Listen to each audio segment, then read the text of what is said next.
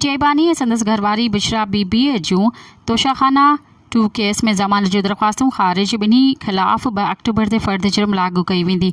Special जज central Shahrukh Arjumand Adiala jail में दरख़्वास्तुनि ते ॿुधणी हलाई।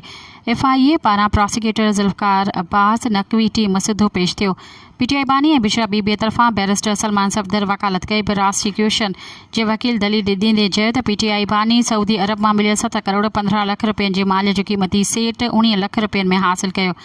सेट में नेकलेस, इयर रिंग्स, ब्रेसलेट्स ऐं मुंडी शामिल हुई। वकील मूजिब पीटीआई बानी वज़ीर आज़म तौरु क़ीमती सेट जी मार्केट जी क़ीमत 58 लख रुपया लॻराई।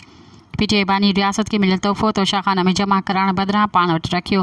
पीटीआई बानी ऐं बुशरा बीबी ख़िलाफ़ केस साबित थियल आहे। ज़मानत जूं दरख़्वास्तूं ख़ारिज कई वञनि। मज़ीद ख़बरनि ऐं तफ़सीलात लाइ विज़िट कयो असांजी वेबसाइट www.awamiNewsHD.com ऐं ॾिसंदा रहो अवामी न्यूज़ HD।